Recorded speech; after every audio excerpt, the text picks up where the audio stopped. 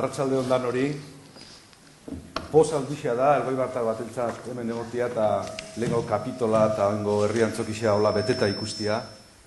Arpegi lagun asko, urduritasun apur bat ere bai, Norberan plazan ibiltzea ez da gozua izaten, baina pentsatzen dute okasioak merezi da bala, Arnaldo herriko mutila dugu, laguna dugu, gutako geixenok, danok ezagutzen dugu, eta hori dala eta gaude hemen. Eta gainera ez gaude bakarrik, Jone Goirizolaia bere abokatua bidean da, aurki etorriko da, baina 3 lagun hemen dauzkagu, 3 lagun hauekin abiatuko gara, eta gaurko programia izango da baldin eta danok telefonuak emendatzen badituzue, hori esan behar badita lehenengo. Izango da, apurtxo bat Arnaldoren egoeria zein dan da, Arnaldorekin zer ari dan gertatzen ia ulertzen dugun da horren aurrean zer egin dezakegun ikusi, eta horren segidan momentu honetan, ze momentu politikotan gauden, bakoitzak bere ikuspegitik ematia. Horixe izango litzake nahia, ia lortzen dugu. Nik uste dut gaur benetan horretaz ganora handiarekin berba egiteko moduko jendea daukagula. Nere eskuman, danak ezagutzen dituzue, beraz, presentazioa handien beharrik ere ez dago. Xabier Arzailuz daukagu, 1922an Azkoitian jaioa eta badauka Elgoibartarrokin jaiotzezko lotura bat, izan ere San Bartolome egunean jaixo zan, oso okerrezpana. Hori, guretzako bada zehose, bere alde. Abokatua da, filosofia eta letretan lizentziatua, bere klaseak ezagutu zituztenek ez dituzte ahazten, deustu hartan, baina danok ezagutzen dugu hori baino gehiago beste gauza batzuegatik, beste kontu batzuegatik, eta da 1980tik 2004 oso okerrezpanago, hilkapo ditutik kapi izan zen jaun hau Eusko Alderdi Jeltzalean. Eta hori esaten danean, garai hartan Eusko Alderdi Jeltzalean buruzana Euskadin ere agintari xamarra zan. Gauzat behar dan bezala esaten badira. Eta seguru asko izango da gure politika gintzan gizonik ezagunena, seguru asko gorrotatuena, seguru asko maitatuena, ez da merito makala. Hori da Xabier Arzailuz, eta gainera da gizon bat jakindabana berak nahi dabanarekin dantzan egiten eta xirriak egiten. Tartean, Suarez, González, Jose Maria Aznar, berak asmatu dau horrekin pausua galdu gabe bere dantza egiten. Hemen daukagu geurekin, bere ikuspegisa emango digu, bakarrik esan, igual gauza badala ezkakona ondo ertzen. Esango digu, erretratan dagoela, eta ez dagoela batera gintzen, ez daukala zer esanik, seguru asko. Eta gauza bat egia esan, ez zitzakon ondo erten azken aldera. Eta da, bere ondorengoa beste bat nahi zuela, baina Josuion Imaz jarri zutela. Ez dakit hori ere nola daraman gaurko gunean, baina seguru asko ondo. Hemen daukagu Xabier Arzailuz eta txalo bat eskatuko nizuke bera entzat.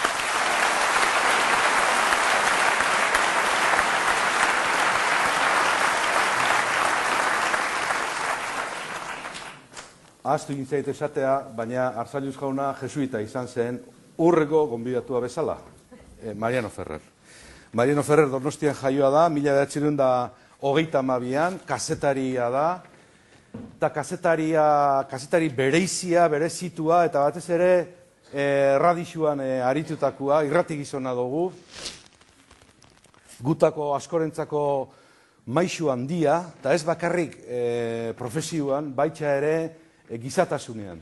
Bere hitzak entzuteko zori ona eukigendunok asko eskertzen duguz bere hitzak, batez ere askotan gogoeta egiten gendunean, egoeraren gogorrean ez gendunean inundik ere argirik aurkitzen, beti paretan kontra topo egiten gendunean, Marianok bazekien beti pitzatu bat, itxaropenarentzat pitzatu bat bilatzen, da handik argi pixkat ekartzen geuri. Bera ere erretretan dago, baina zaldiak trostan ibili behar dau beti, eta ikusiko duzue hemengo tertuliatan, besteango bileratan, eta txalo bat eskatzen dizue Mariano Ferrentza.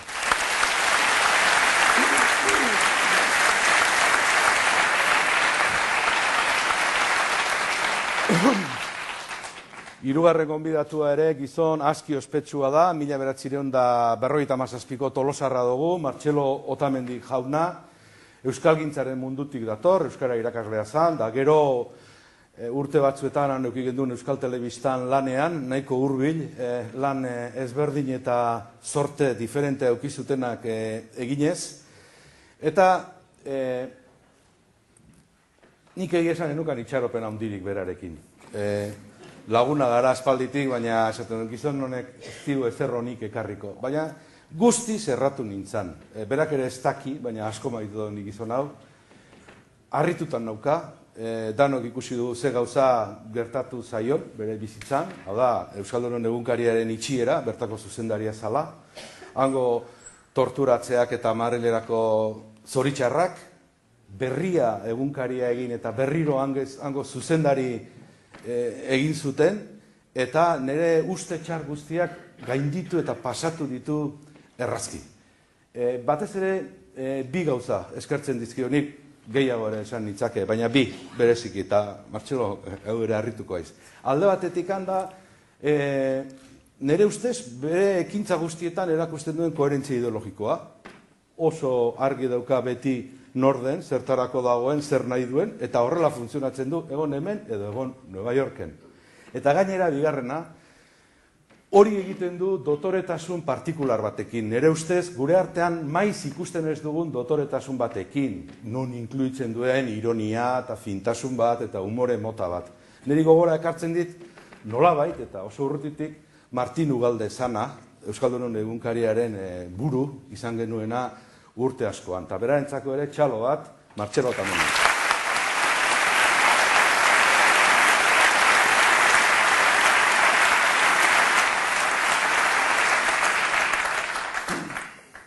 Jone Goirizelaia bidean egi da,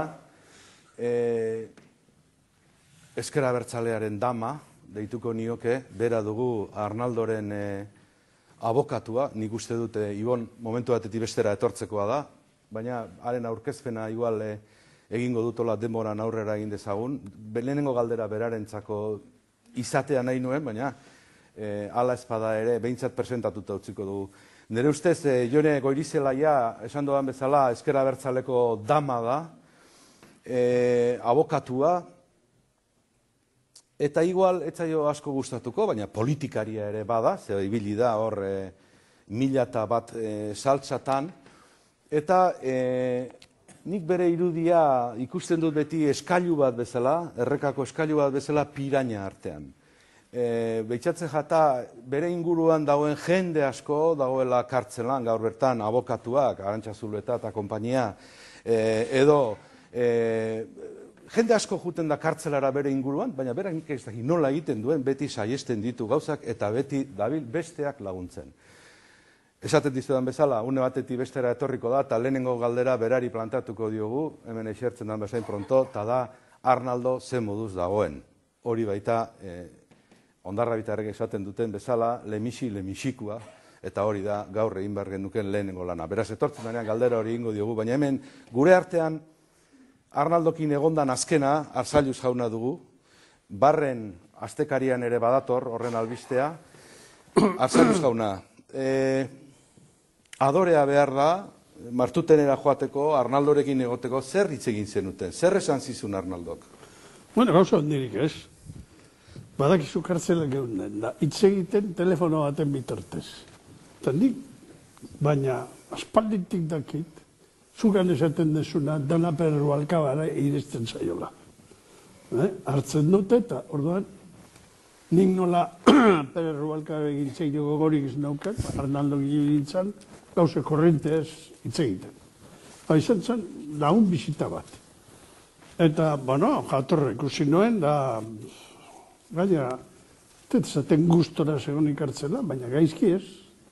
Beak zantzidean, han monjak zeudela, eta jaten da oso ondo maten zehiela, eta, bueno, bentsat, eukigen duen txikite baten eukiko genduken itzaldi bat. Baina, ez genduen ezer grantzitzurik esan, bagenielako besteak bere alak egin zutela. Hori izan zen, gure lagun artean bezala. Eta baduzu susmoa, naiz eta konkretuki horretaz berbarik eginez, Arnaldok gaurko egoera honetan, esan dezagun, alde batetik etaren amaieraren anunzioa, eta bestetik nolabait ezker abertzaleak hartu duen forma berri hori, horretan, bakizuzok, benetan Arnaldo horribili dela? Ba, hori nik pentsatzen dut baietz. Eta gainera, Arnaldo, eta horiek izan ziren, benetan armak utzik eta politikatik segitzeko beharra sendoa zukatena. Hortan ez daukat dudarik. Ni batzuetan galdetzen dion dure buruari, zergaitik dago Arnaldo kartzela. Behin eta berriz. Eta hortan nire iritzia, hainbeste gauza ikusita gero da, hori ez da jue zen kontua. Hori da Pérez Rubalcabaren kontua. Zergaitik nahi du Pérez Rubalcabak hori kartzela nukitzea. Hori da nire galdera.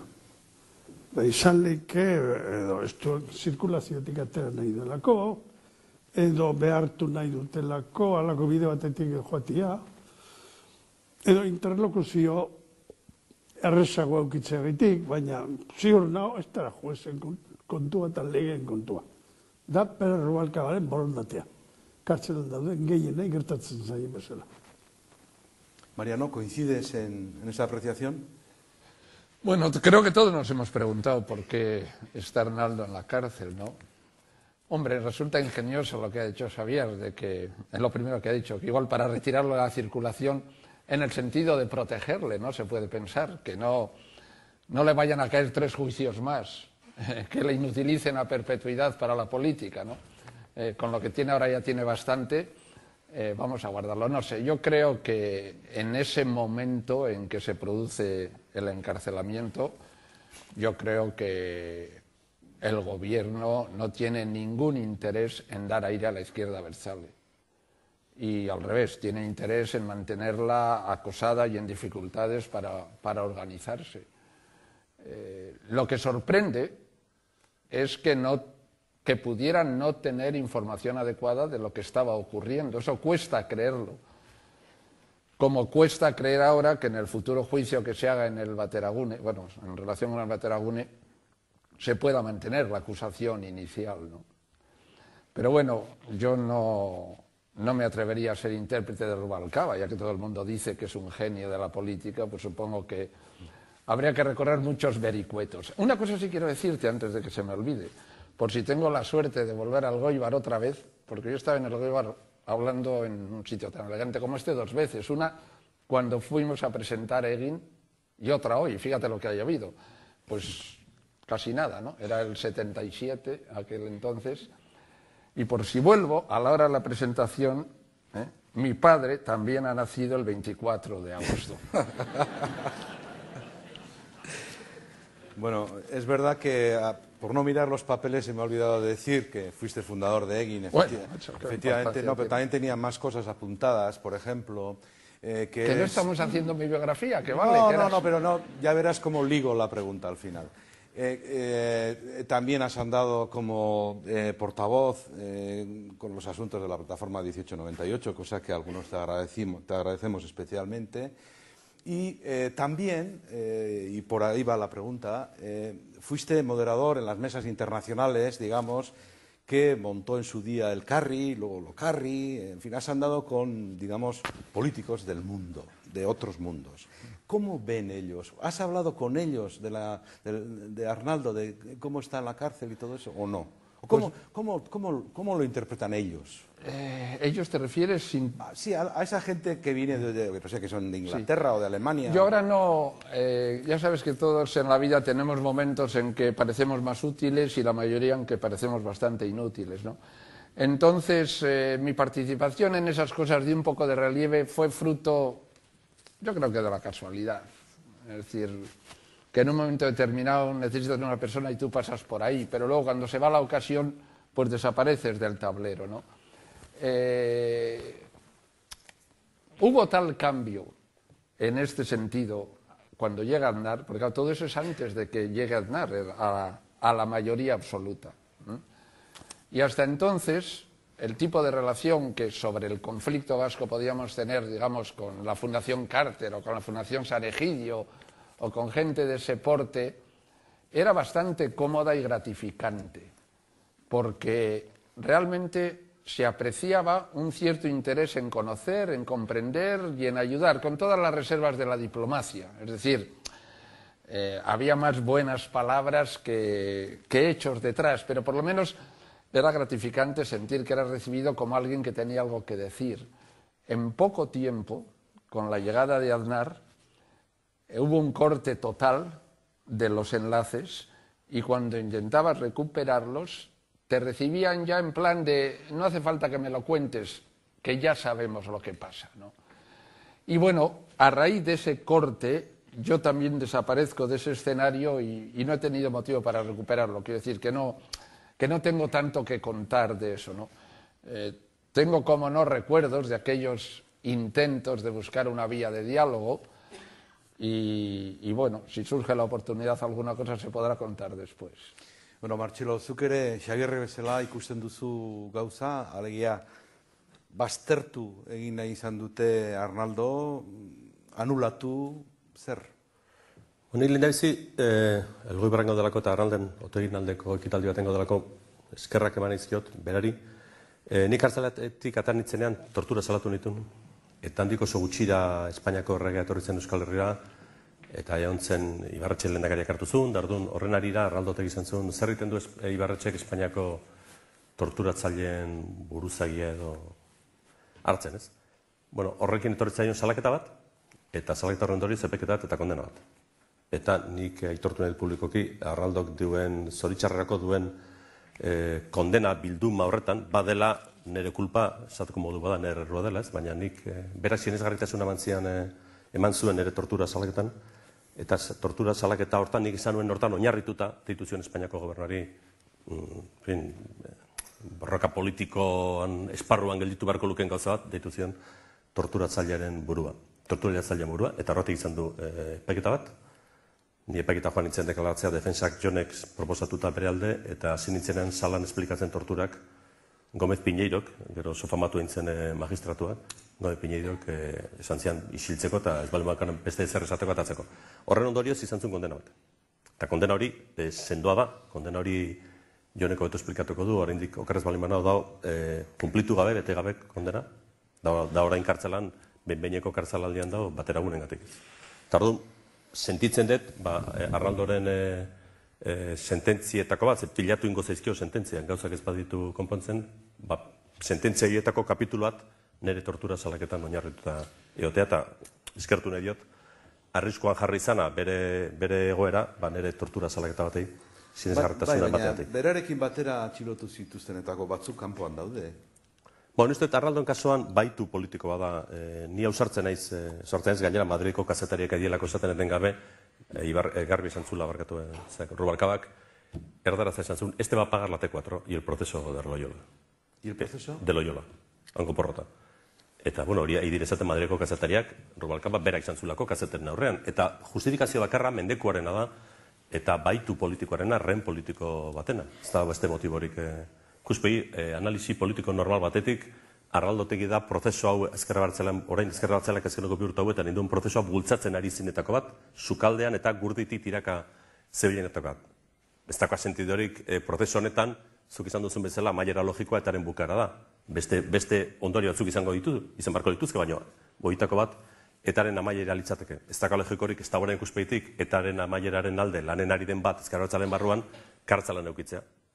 Ez dakoa logikorik, ez balin bada mendekua, ez balin bada bakarrik erabaki politiko bat. Gainera, fiskaltza da oso gogor, Jonek pena da Jone zeotea, baina fiskaltza da gogorren dauna eta bateraguneren kasuan presto ez dagoena, uste bi aldiz gutxienez eskatu dutela ja behin-behineko askatasuna abogatuek, eta fiskaltza pitan esan du ezetz. Eta fiskaltza Espainian, da leku askotan oso elemento organikoa da, eta dago gainera justizia ministroaren fiskaltza da auzetean zego fiskala, gero dago auzetin dauzioneko fiskalburua, da gero dago Espainiako fiskalburua, eta gero justizia ministroa.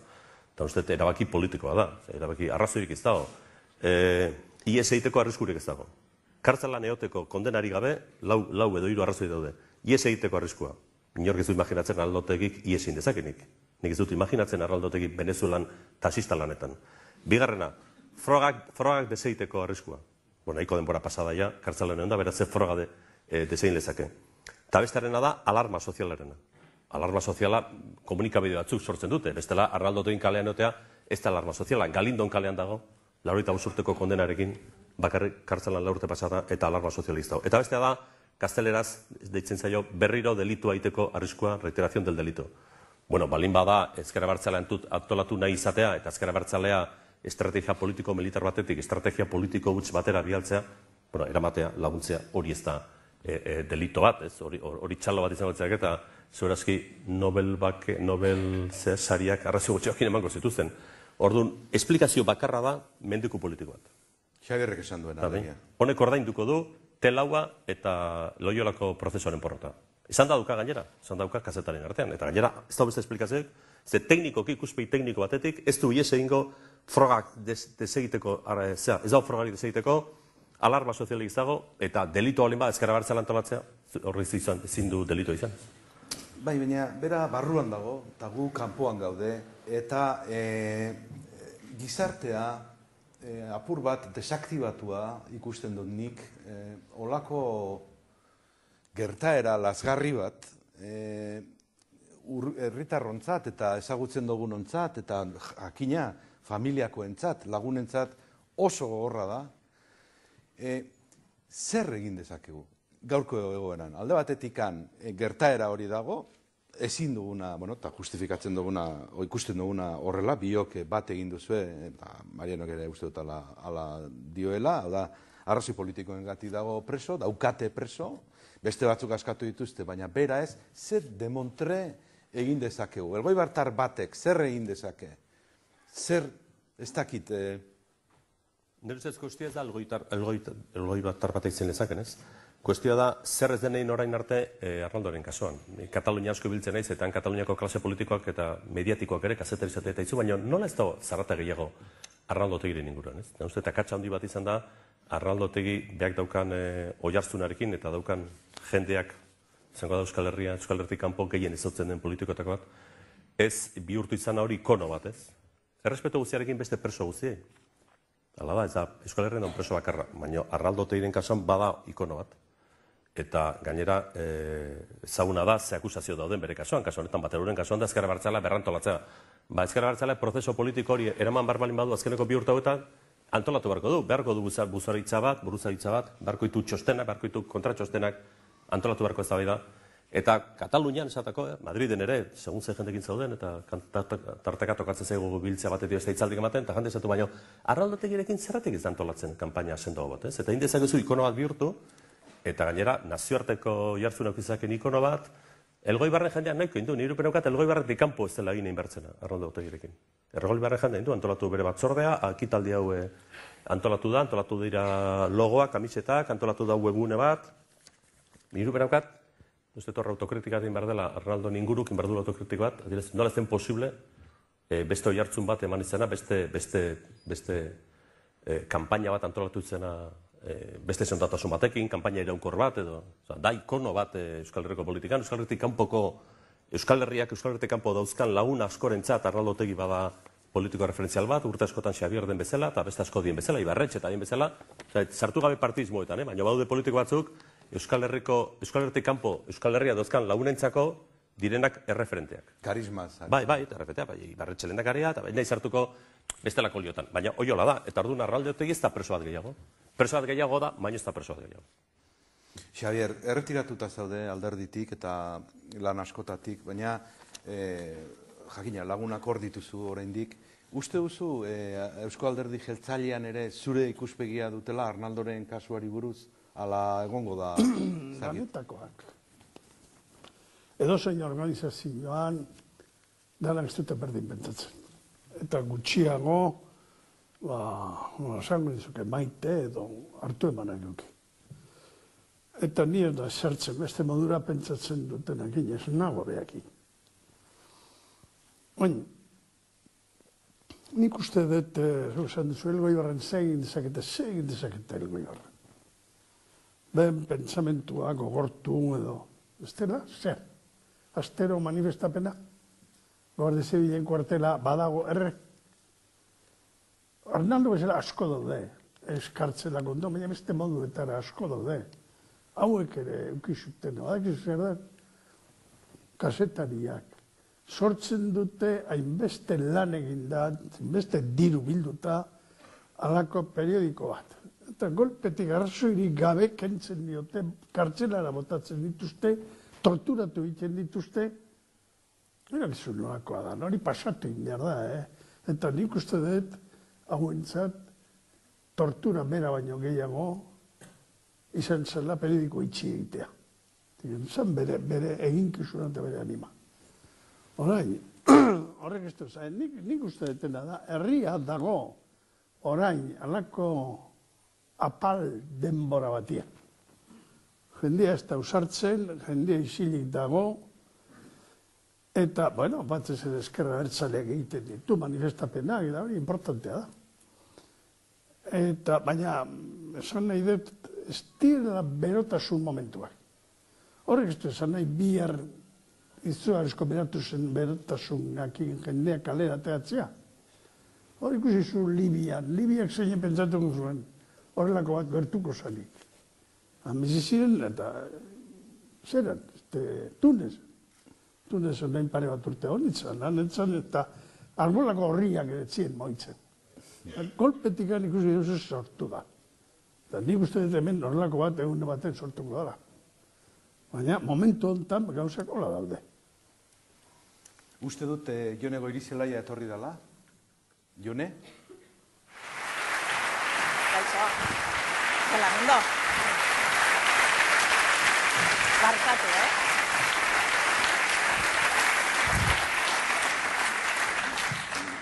Jone, pixkat hasi dugu mintzaldi hau edo maila hau, baina lehenengo galdera zuretzako zan da, falta zinean da, hau edana badakite.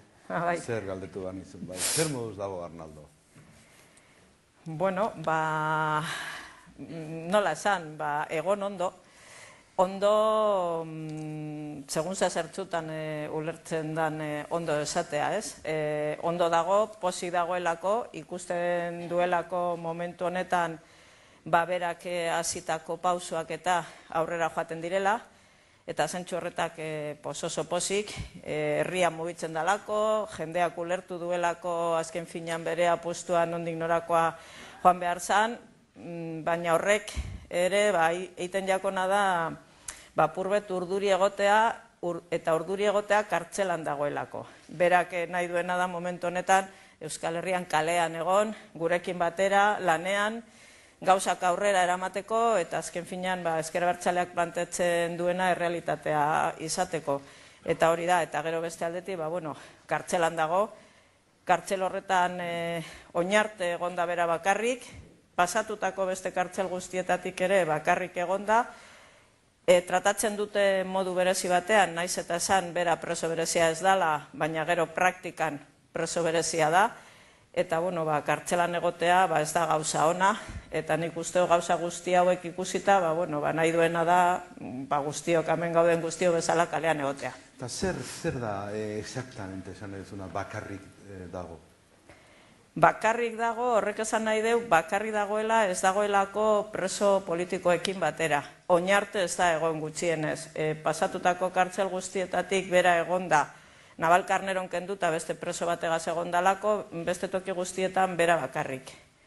Eta bera bakarrik esaten dudanean, hau da, preso arruntak badaude berarekin, baina oztopatu dabe beste preso politikoekin hori egotea. Eta inkluso nik bizitak egiten dodazenean, eta eskatzen dodazenean, bera egoteko beste guztiekin batera, hasiera batean baietz esaten dabe, baina gero beti agertzen da funtzionarioa, eta funtzionario horrek esaten dozte, hemen dago agindu bat, ez du esaten ze agindu dan, ez da agindu legalidadean oinarrituta, agindu politikoa da, eta agindu horren arabera, ezin dau egon beste batzuekin, orduan berarekin egoteko beste guztiak atara behar dira. Eta horrek esan nahi deu bakarrik egotea, isolamendu hori sufritzea. Hemen, zuetorri horretik gailendu dan teoria da, hori egiten dutela Arnaldo apartatzeko. Xabier Arzarius bota du, eta, inok ez dio kontra egin. zer gertatuko da Arnaldorekin? Nola ikusten duzu? Badakite zientzia fikzioa dela zuri hori galdetzea, baina pixka bat ze ikusten duzu? 5 urte, 10 urte barruan aukiko dute, datorri hilabetean beste nola ikusten duzu? Hombre, nik uste dut, bakarrik egotea zentzua dauka, eta zentzu oso praktikoa da. Bera ezin badu hitz egin bestiekin, ezin dutzi esplikatu benetan gertatzen ari dana. Eta kartzeletara berriak ailegatzen dira, baina, bueno, ailegatzen dira filtratuak, eta medio espainiarrak, eta dauden egunkariak, eta, bueno, eta gero momentu honetan Euskal preso politiko guztia, kriston presiñoa eta jesarpena jasatzen ari dira, toki bat konkretu batera joateko, eta presio horiek erabiltzen dira toki guztietan. Orduan, Arnaldorekin hitz egitea horrek apurtzen du, Arnaldo pertsona oso karismatikoa da, gainera, ezagutzen duguno badakigu ze ondo esplikatzen dituen gauzak, eta orduan hori ez dabe gure. Baina aldiz, nahi izan du denean, erabili dute, eta esplikatzera noa, epaiketa izan genuenean, nahi izan zuten toki konkreto batzutera joan, eraman zuten zuerara, eraman zuten beste toki batera, eta han aukera izan zuenan dauden presoekin hitz egiteko. Orduan, erabilpen politikoa oso argia da. Eta hori da gauza bat, eta gero noiz arte, nik kontako dutzuet, orain dela gutxi fiskalarekin hitz egin nuen, Audientzia Nazionaleko fiskal nagusiekin, eta berak nahiko argi esan zoztan. Momentu honetan, ezker abertzalea indarrean dago, ezker abertzalearen proposamenak oso importanteak dira, ezker abertzalean sartu du zera politikoan beraien proposamenak eta gorantza doa, eta orduan olako pertsona bat karismatikoa dana eta aukera daukana hori batzeko eta aurrera eramateko, guri ezeako interesatzen kalean egotea. Orduan, momentu honetan, askatasunik ez. Hori esaten dute era pribatuan, baina gero era publikoan gauza antzekorik esaten dute. Orduan, nik uste momentu honetan Arnaldo da estatuaren rehena, bahituta dago, ez dago inongo arrazoi juridikorik mantenitzeko, baina mantenitzen dute atzean interes politiko argi bat dagoelako. Orduan, hori noiz arte, estatuak hori iritzi hori aldatzen duen arte. Politikoa guztiz, beraz. Guztiz politikoa, ez dago inondik inora arrazoi juridikorik barruan egoteko. Bon, eta gaurko mai inguruari izena ez dioni jarri, antolatzaileek jarri diote, eta da, eta orain zer. Sortu etorri da, ikusi dugu, edo hemen esplikatu denez, Arnaldok zer ikusi handia eduki du garapen horretan, erakunde eta gelditu dela jakinarazi zuen berak agiri bidez. Eta orain zer? Orain zer gertatuko da? Xabier, zer iruditzen zaizu? Datozen hauteskundeetan, agian hori egin beharko denuke, kiniela moduko bat, zer iruditzen zaigun? Utziko dute, ez dute, zer iruditzen zaizu? Hori ere ez dakigu. Horiek egiten ditute gauzak euren konbenientzira. Zan, Pedro Rubalcaba esaten den nik, zaten Pedro Rubalcaba da, gobernuaren eginkizun guztiak bere eskuan ematen dituna Euskadiri buruz. Hemen Poncio Pilatos da Pedro Rubalcaba. Horren iritzia, horren politika, horren movimentuak hori ikusten ditugu egunero. Zapatero eta baiek estire horta iristen. Pedro Rubalcaba ematen du politika hori, kartzelatako ere bai. Zuri fiskal batek esan zizun hori, baina fiskal horrek ez dauka azkeneko agintea hori egiteko. Fiskalaren gainetik dago beste fiskal orokorra eta dago Pedro Rubalcaba. Eta nire iritzia. Nik ezagutzen da tipa hori Pedro Rubalcaba, badakin nolakoa da. Eta gero zer, gero behen analizia eta behen konvenientzia hortik handiko ez. Hori oso zaila da hori ezagutzea. Zer nahiko duten. Oin daukagu, ia datosten hauteskundeetan, alderdi berri hau, azalduko da nala ez, botu egartzeko moduan. Nik ere ez dakit zer erantzun, beharko luke. Nik beti pentsatu dut, hemen ilegalizazioak eta alderdi politikoen legea, horri atera dioten ondoren ointanak, ben kalkulo politikoa da. Hori hasi izan Ibarretxe, parlamentuan, Eusko Parlamentua, otegita hauek botu ematen hasi zienean, azaltzen zuten gehiengo osoa, abertzale artean. Da hori Madriden ikusi zutenean, hori ezin zuten sinestu, ez zuten pentsatuko behin ere, HB eta PNV orden, alkerrekin botoa emango zutena. Eta hor ikusten zuten, jende hori orain, tortzen mazaie burura, halako autodeterminazioa, edo kontzeptu bat hemen sartu eta irabazi zer. Eta orduan topatu zuten bidea. Kendu ezkerra bertzalean diken, hala, Ibarretxenak, PNV bakarrik, ezin zuen egin horrelako operazioa. Hortan gaude. Eta nik esaten dizut, hain dikan bide asko daukagu eta daukate. Baina berriz, hemen, pentsatu gain, hauteskundera presentatzen direla eta berriz gehiengoa daukagula parlamentoan, topatuko dute beste lege modu bat, PP eta PNV, PP eta PSOE gehiengo oso daukate, Madriko parlamentoan. Beste dozein lege, atea leikete, guri hori oztopatzeko. Eta egingo dute gainera. Bestela bakarrik daukate azkenian, militar soluzioa eta ba. Batzu pentsatzen dute hori ez dela etorriko da behar badute. Atzo, gertatu zen, 23 zera, Tejeroren da, ez da? Egin zuten, egin behar zutena. Ziren danak ados jarri, esaten da, erregeak, nik uste zekiela gertatzen zena de peapa. Eta azkenian, ridikulo egin zutelako, edo Tejeroren espektakuloa, hori, ez da, Venezuelan ere ezin dezak zuko horretzat hartu. Eta dana dara esan nahi dut, berriz hasiko direla horiek bere podereaki gu oztopatzen.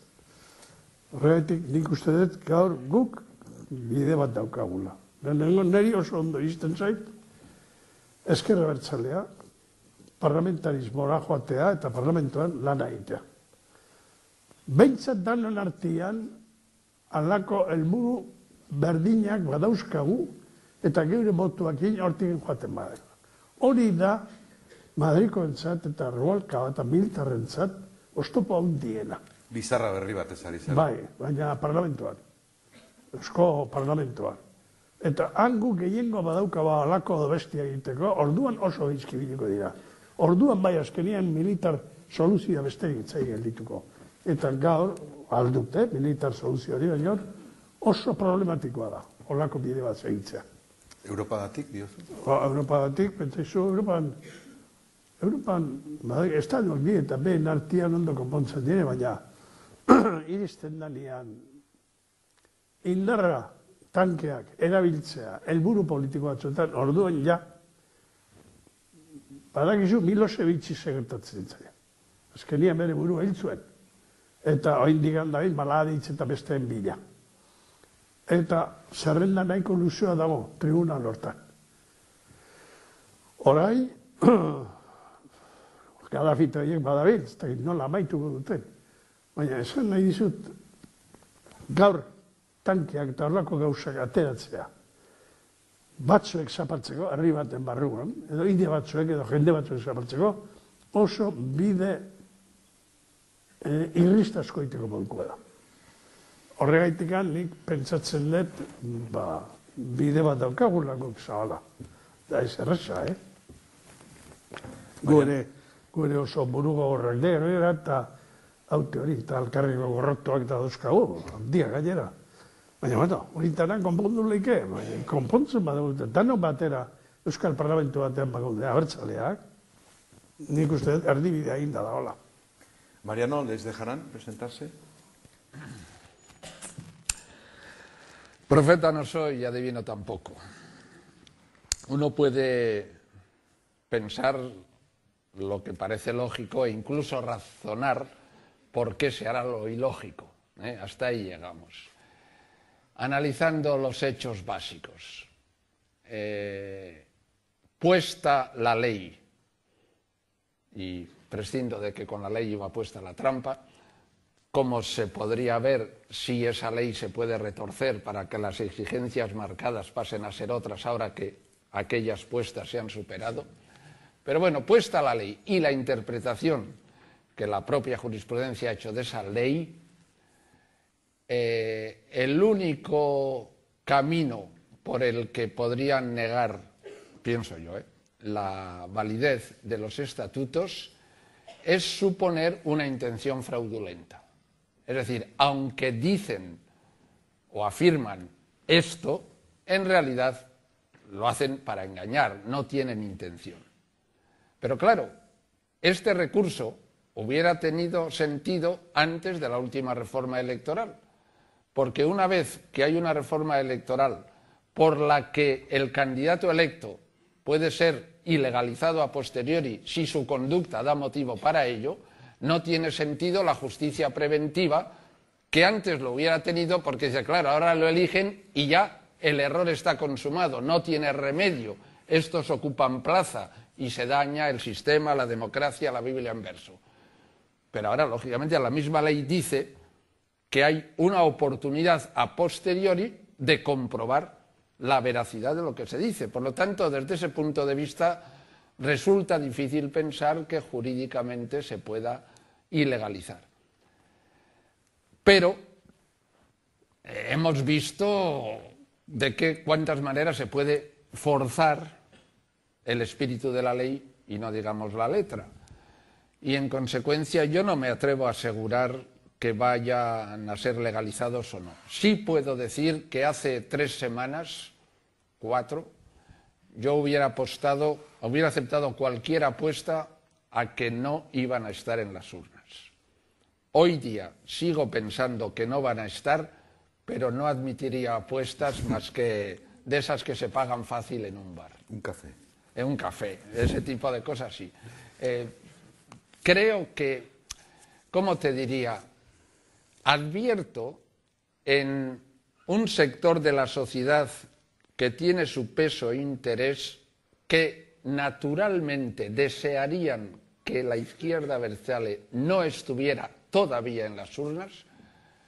Les advierto incómodos con tener que mantener esa posición, tanto desde el punto de vista de la debilidad jurídica como de la compañía con la que van.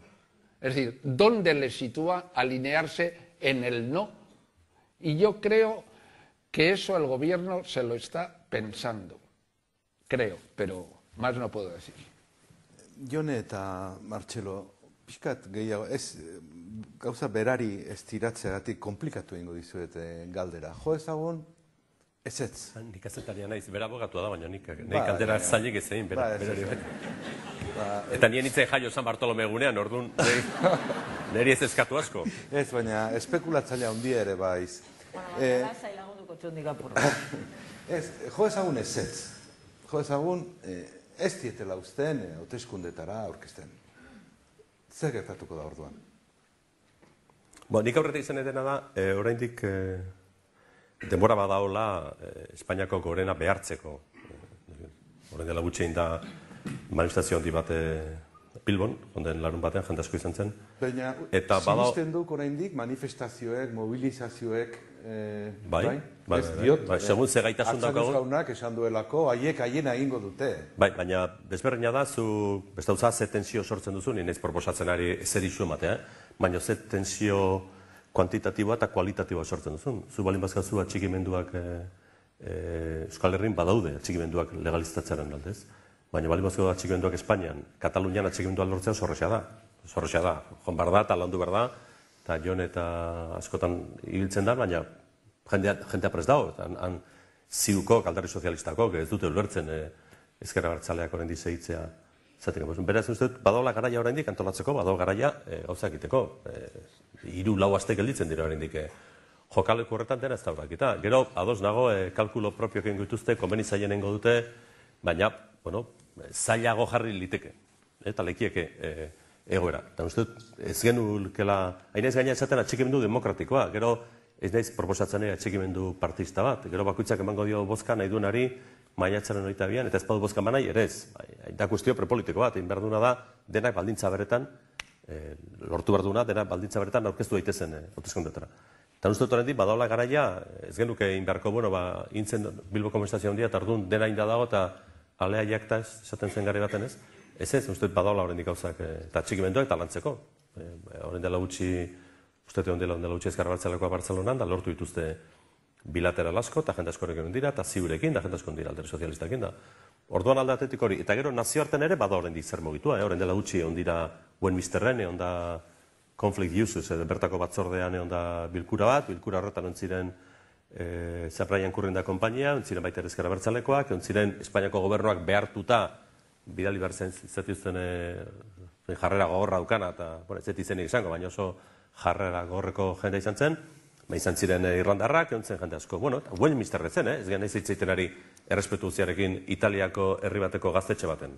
Errespetu guziarekin, ez esaten, Westminsterren, ez dut uste Westminsterren askotan euskal auziaz hitzein denik eta batzorde bat inoiz sortu denik. Beraz, nik ez duke txiko, eta nik zeituko nuke alde hortatik, muitzen da, esan ez, atxikimendu kuantitatiboak lortu dira Euskal Herri, baina kualitatiboak lortu. Gaur Carrilloak esan du, legeztatu beharko liratekela. Dituzketela. Egunero, Katalunian edo Espainian edo balin badago beste hau da Greziako politiko batek izatea, baina egunero Espainiako politiko batek, egunero Kataluniako politiko batek izaten badu bere ustez ere legeztatu egin beharko dituzketela, guzti horiek batu litezke, bildu litezke, presio handia izango dute gorenekok, seguro eraki hartzeko orduan. Ikusi dugu Gorazilaren txostenaren hori den esaten Mariano izan duenaren bidetik, izatestuala estratagema izan zen, ez? Gorazilak izan duen txosten baten da, dena dela gezurra dela eta dena engainatzen ari dela. Egongo da jendea Espainian itzala eta pixoa daukana, eta uste horiek animatu beharko genituzke esatera. Euskal Herrin esan beharreko guztiak izan daude, eta bete beharreko kaleak segurazki bete daude. Baina uste eta txikimendu kualitatiboak lantzea ona litzatekela, denak iristeko hauteskundetara. Eta dira txikimendu demokratikoak ez partidistak. Inoritzaio eskatu behar, sorturen alde botoaren atxikimendu ematea. Hori norberak ingo du, nahi duenean. Jone, kanpotik etorri daiteke beraz, konponketa? Ez digizet esaten konponketa, baina Supremoak ere, bauzka presioak Espainiako eskuin mediatikoarenak eta interes elektoral askorenak, baina gure aldetik ere inbarko ditugu. Ja, baina nik sentitzen dut, baina nik uste dut momentu honetan gauzak dauden moduan egonda eta Ezker Abertzaleak egin dituen erreflexioak eginda, ez dut uste momentu honetan pentsatu behar dugunik legalizazioa ez dela etorri behar, edo legalak ez garela izan behar. Nik uste dut hori suertatzen bada, eta ikusiko dugu zer gertatzen den, ikusiko dugu, baina momentu honetan indar guztia jarri behar dugula legalak izateko. Eta batzutan, iruditzen jat oso gauza erreza dela galdetzea, eta ilegalak izaten bazari ezer, ez, zer egin behar dugu, hemen gauden guztiok eta danak legalak izateko, hori da galdera. Eta hori da momentu honetan erantzun behar dana. Zergatik, Ezker Abertzaleak egin behar izan dituen gauza guztiak egin ditu. Egin du debate estrategikoa, esan du guztiz unilaterala dala, esan du atxera bueltarik ez dekola, esan du edozen gauzaren gaunetik aurrera goazela, baina ezke beste gauza batzuk ere egin ditu. Hor dago Gernikako akordioa, Gernikako akordio horretan gehiengo oso importantea, egia da faltatzen direla partio batzuk, egia da eragin sozial eta sindikatu batzuk faltatzen direla, baina batzuk asko eta asko faltatzen direnak ez dute kontrarik ezer esan, onartzen dute, eta hor gauza oso argia dago. Danak egon behar dela momentu honetan politikan eskubide guztiekin eta eskubide bardinekin. Zergaiti, beharrezkoa dalako. Edozen gauza egiteko guztiak baldintza bardinak izan behar dugu zelako. Eta orduan hori da egoera momentu honetan. Eta nik uste dut horti datorrela Martxelok esaten duena dira. Kanpoko deklarazioak, manifestazioak eta holako gauzak. Supremoak eta Estatu Espainolak presioa sentitu behar du. Euskal Herriko gizartearen presioa sentitu behar du. Eta oso zaila itxi behar dutxegu ezetz esatea. Eta nik zentsu horretan ere ikusten dut beste gauza bat. Tribunalaren jarrera zer nolako izango da. Tribunal horrek oinarte beti ezetz esan du. Baina ezetz esan du, baina momentu honetan aztertzen baldin baditu aurrean dekona, hau da, estatutoak esan duguna eta estatuto horietan agertzen dana Eta beste aldetik, txosten polizialak esaten dituen gauzak, oso zaila izango du ezetz esatea. Eta badaki, ez bakarrik Euskal Herriko gizarteak begiradeko zela. Ez. Estatu mailakoa, kanpokoak, eta hainbat eragile internazional eta politikoak begiratzen ari dira. Eta nire galdera da, eta nik uste galdera hau bera, magistratu horiek naiz eta fatxak izan gehienak, eta naiz eta komponente desberdinak izan gehienak, eta jarrita daude hor, interes politiko batzuen arabera, ze hor designazioak egiten diren moduan, hori ere egia da, baina orain momentu honetan prestatuko dira interes politiko batzuen gautik sententzia bat emoteko, ziurazki jakinda Tribunal Konstituzionalak atzera botako duela lehen gertatu zen moduan egoera honetan. Nik uste dut egoera oso zaila dela tribunalentzako, baita ere Estatu Espainolentzako, benetan ez dauzkazelako argi eta garbi gauzak esateko ezetz, eta nik uste dut alde batera edo bestera joango dela, guk hemen Euskal Herritik gauza bat edo bestea egiten badugu. Mobilizazioak oso importantea dira, baina baita ere partidoak eta gauzak egin behar ditugula oso gatza jartzeko. Eta nik uste dut hori dela bidea. Eta hori ez badugu lortzen, orduan erantzuna etorriko da. Eta erantzun desberdinak planteatu behar izango dira. Baina nik uste momentu honetan akats bat izango zala esatea, eta ez, bai, eta hori egitera goaz. Eta hori lortzera goaz. Eta hortik jarraitu behar gara. B planik ez, beraz. Orain. Planak, nik uste dut planak egon badaudela, beti egon dira planak, baina dago plan A. Eta plan A hori oso garbia da. Ezker Abertzaleak erreflexio egin zituenian, 4 ardatz nagusia planteatu zituen, bata izan zen ezker soberanistak eta independentisten arteko akordioa, eta hori eginda, hor daukagu lortu arte eta Euskal Herria ezkerretik. Beste aldetik, reflexio horretan, argi eta garbi utzi zuen, bide baketsu eta politikoak eta instituzionalak eta horiek bakarrik erabiliko dituela. Bestetik, konponbide demokratikorako baldintzak eta zera, eta hori ere martxan dago. Eta bestetik, argi eta garbi esan zuen legalizazioa. Eta legalizazioa zergaitik, gauza guzti horiek aurrera eramateko. Eta esan zuen, eta esaten ari da, hori da dagoen plana.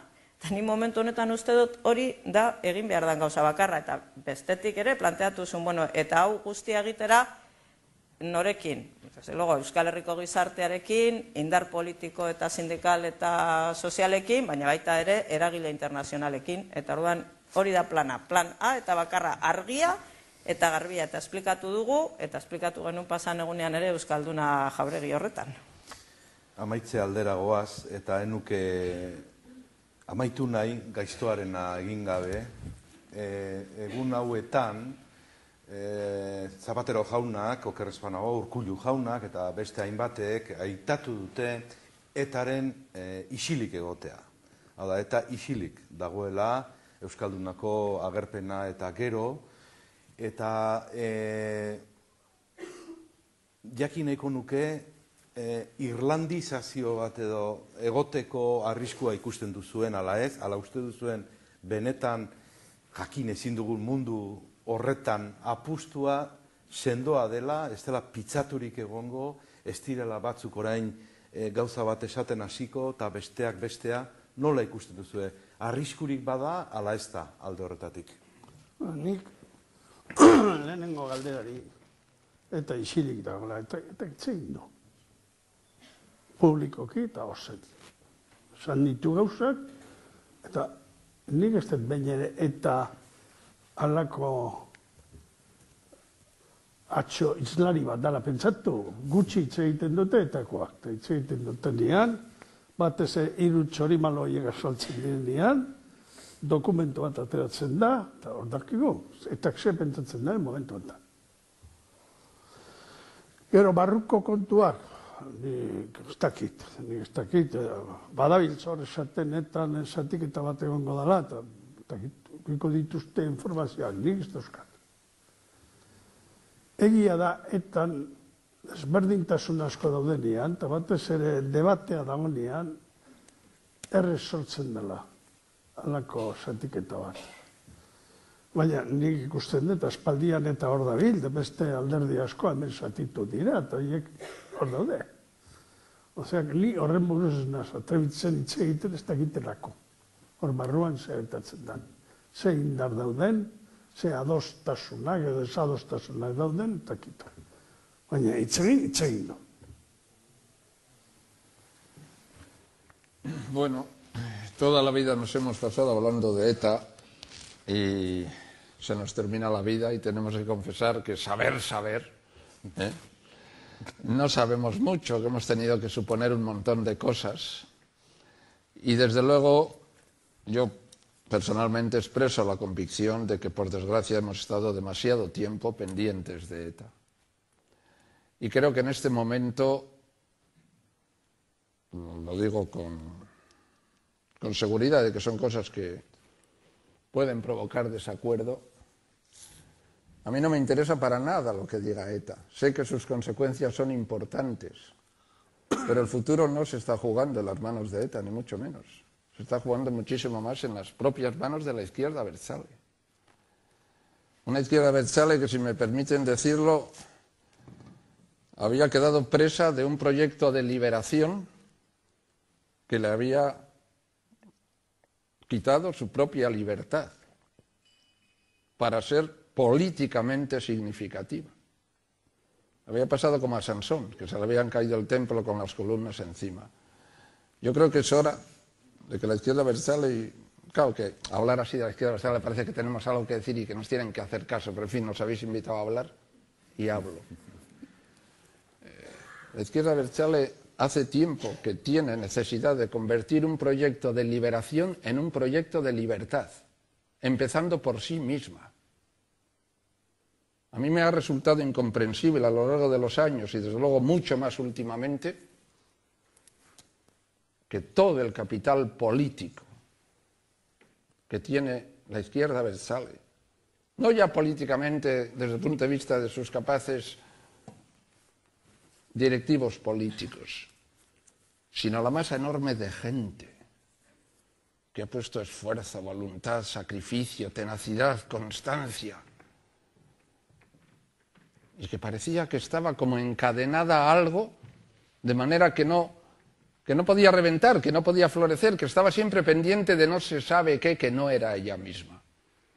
Antes le preguntaba, no me ha dado tiempo de oportunidad, de qué se podía hacer por la libertad de Otegi.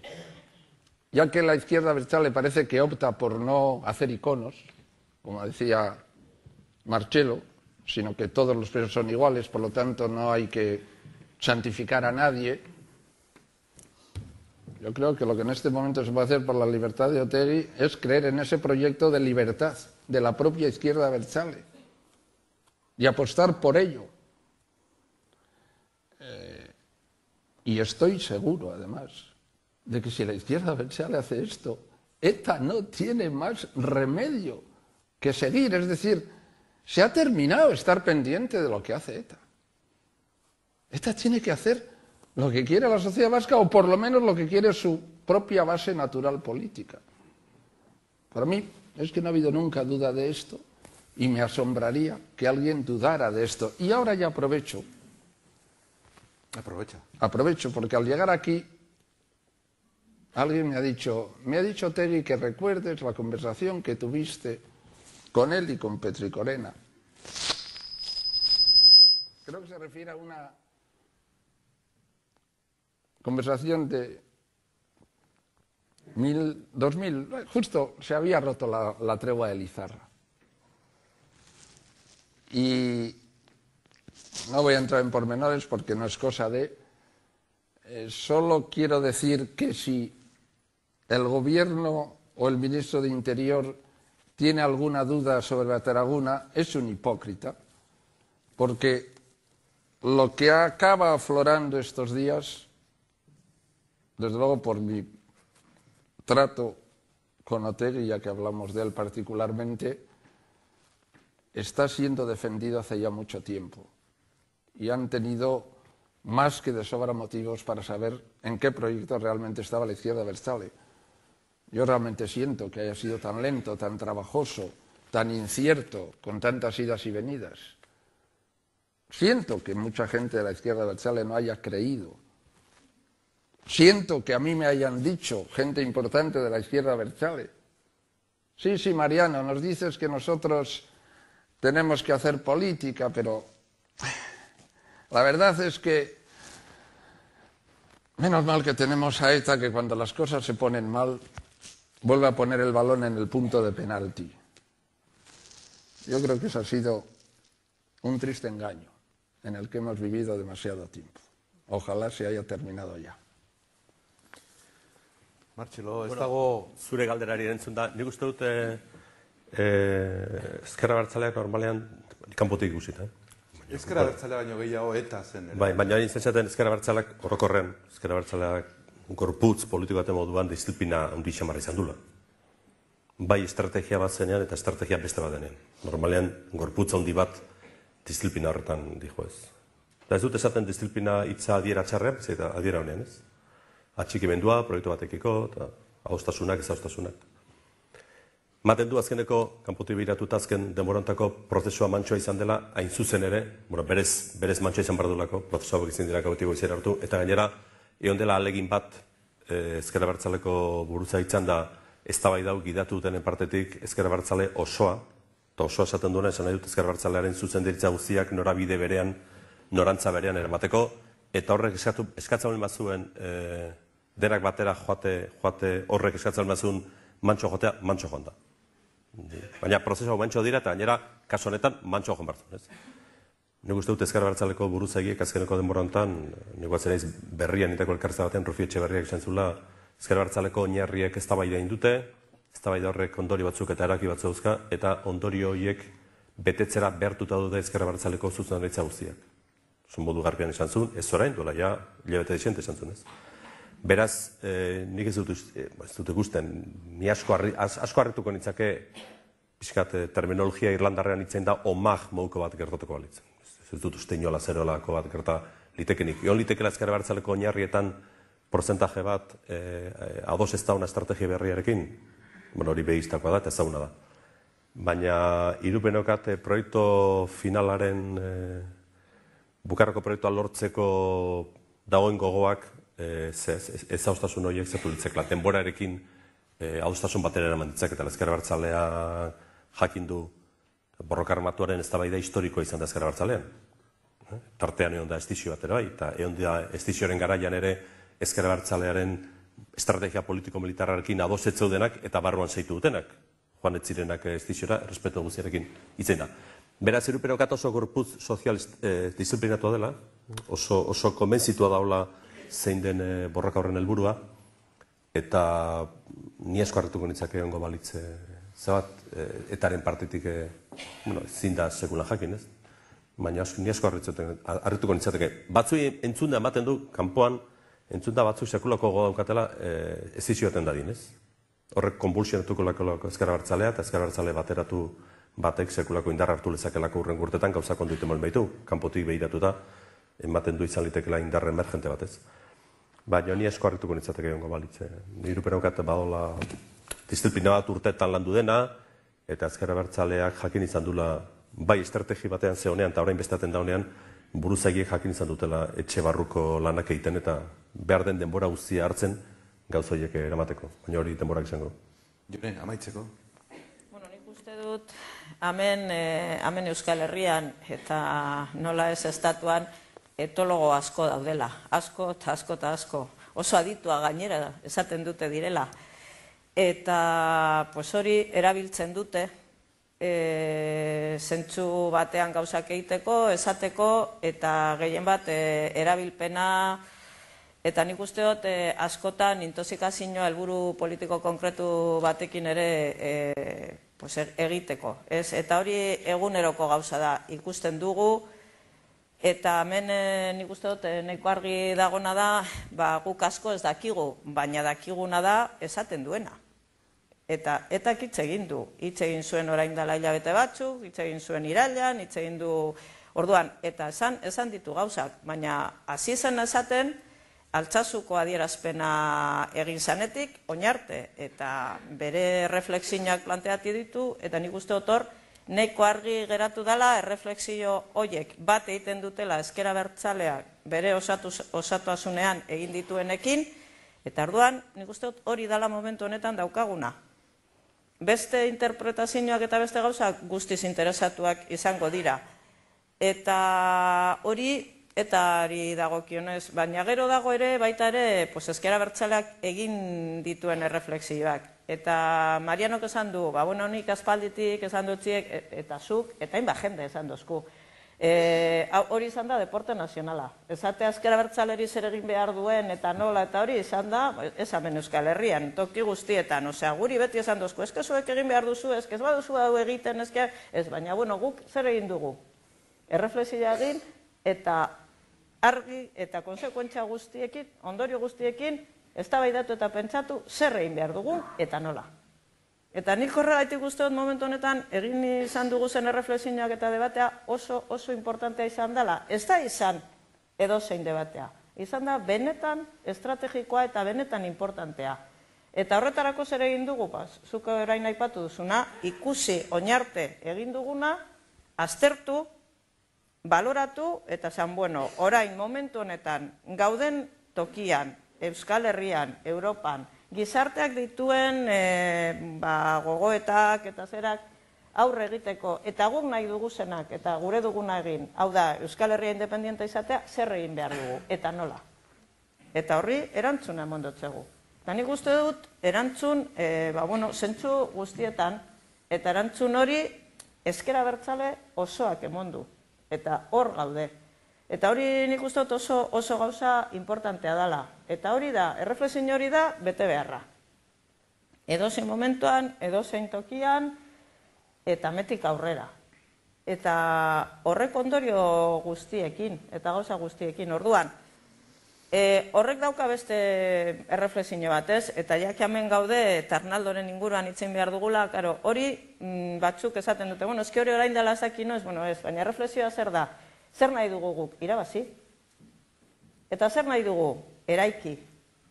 Eta hori da, eta horretarako gauzak egin behar dira, eta nola, eta horren inguruan, Arnaldo eta beste pertsona batzuk hasi ziren hitz egiten, eta atxiloketak etorri ziren. Eta batzuk esaten zuten momentu hartan, ezkerratu ziren, pentsatzen zuten benetan Arnaldok eta egin dutela hori, edo igual estatuak ez du hori holan aztertu, eta ondo aztertu du gero, igual esan du, esango dugu erratu garela, baina benetan egin dugu hori apurtzeko. Zergaitik, estatuak oso komodoa egon zalako beste toki horretan, eta beste egoera horretan. Eta orduan, irakurketa ondo eta zuzena egin du. Kenduko da zonek ametik, gauzak mantenitzeko dauzen moduan. Baina ezin izan zuen lortu. Zergaitik, ezker abertzaleak osotasunean argi zeukalako debate hori egin behar zala. Eta egin izan dugu, eta hemen gaude. Eta orain zer daukagu faltan? Faltan daukagu hainbat persona gurekin egon behar izan direnak hau aurrera eramateko. Eta hoien artean jak hemen gaude, Arnaldo. Eta zer egin behar dugu? Atara? Kartzelatik. Eta ni ez nago doz hemen esaten danakin. Ezker abertzaleak egia da beti pentsatu duela preso guztia bardina direla eta ez dela bereiztasun egin behar, eta ez, baina momentu honetan hemen badagoela olatu bat esaten duena, bai, dana bardina dira, egia da danak etxean gure duguzela, egia da sujeto aktibo izan behar direla, hori bai, baina baita ere dago pertsona bat, oso esanguratzioa dana, kalean egon behar dana, eta guazen indarrak biltzea hori lortzeko. Eta nik guztot hori izan behar dela gauza bi guzti horiek lotu, eta indarreak eta zera egin, Arnaldo kalean egoteko. Eta ez da egongo inongo kontrasanik... Ez ulertu, ze Marianok esan duen zer esan duen, igual ulertu duzu kontrako bidetik. Bai, nek ulertu dut zutolan. Kontrako bidetik ez, esan dugu justo kontrako esan dugu. Horraitik, ez guk hori oso argi daukagu momentu honetan, eta nik uste dut hau hemen aprobetxatu behar dugu, hori egiteko eta hori aldarrikatzeko, eta nik uste dut guk benetan sinestuten badugu, hau atara behar dugula, hori egin behar dugu guztiok elkarrekin, baina berarekin, eta nola ez, Sonia Jacinto, Arkaitz Rodríguez eta Miren Zabaletarekin batera. Eta orduan, bueno, hemen konpromiso hori hartzen baldin badugu, aurrera, eta beraiekin batera. Nik bereziki eskertu nahi dizuet lau hoi, Elgoibarrera etorri izana, Arnaldoren inguruan aritzera. Xavier, eskerrik asko, nik gaur ezagutu zaitut, eta posten naiz benetan, Jone, eta eskerrik ezagutzen zut. Periodikoak, gutxi urtetzen naiz ni, zure aldean behintzat. Eta eskerrik asko benetan, zuen hitz ederrengatik, nik uste dut oso argigarriak izan direla guretzako. Jakizue internetetik ere ziento batzuk egon direla honetxi segika, ez hemen bakarri gaudenok, 300 gora behintzat. Eta beraz, zorionak baita ere, arnaldoaskatu.com-eko antolatzaile eta ekintzaile guztiei. Eskerrik asko, eta gogor segi.